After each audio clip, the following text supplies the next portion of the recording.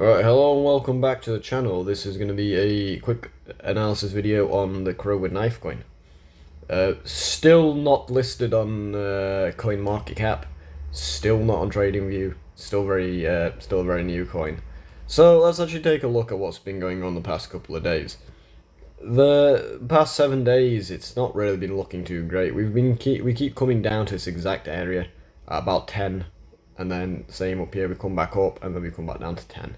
Now, the interesting thing is here, normally when we come down here, we come up fairly quickly. We have obviously come down here, and we haven't really come up this quickly this time, which is quite concerning. And also, while this is still new, and I did warn you lot, we're putting money into this since it is still new, it's concerning, obviously, since we don't really know very much about the owners.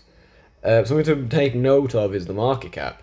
The market cap has now gone down from 14 million down to 10.8 million, or 10.9 if you want to round it, 11 million. It's not really looking the most bullish, but obviously you've got to understand that when, for example, Bitcoin is now starting to trend slightly lower, or well, just consolidating, either in a flag or either in a inverse head and shoulders pattern, if that happens, other coins usually get wrecked, and they normally do go down a lot more than what Bitcoin does. And while this is a very, very new coin, it's subject to very much higher volatility than other coins.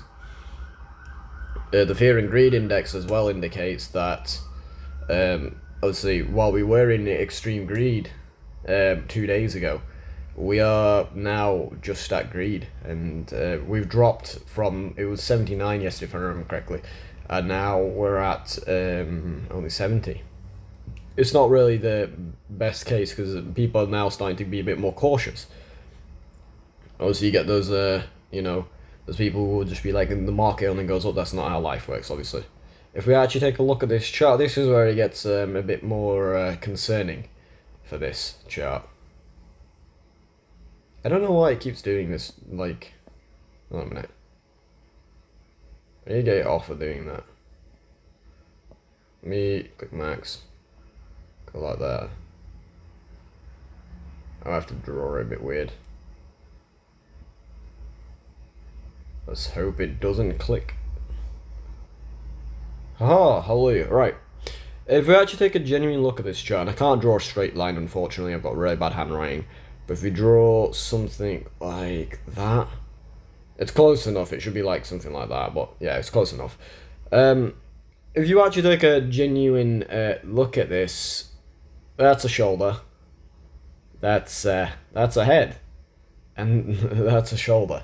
It's not really looking the most bullish, and while I really do like the Crow and Knife idea, since obviously at the current point, since Bitcoin might actually start trending slightly lower, or just consolidating for a long period of time, it gives other coins room to maybe not so much, go up. They won't really, sorry, they won't really have the most bullish case scenario.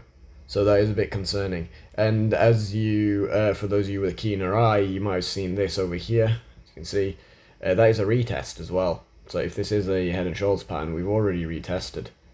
So that's something to be wary of over here. If we draw it something like this over here.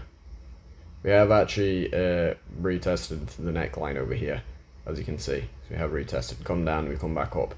So this is something to be wary of. Now, as for price prediction from this, normally, obviously, if we take the neckline as something like that, we measure from the head downwards. Now, the interesting part about this on this chart is, unfortunately, while the head is down at like 11, and the top is at like, we'll say 23.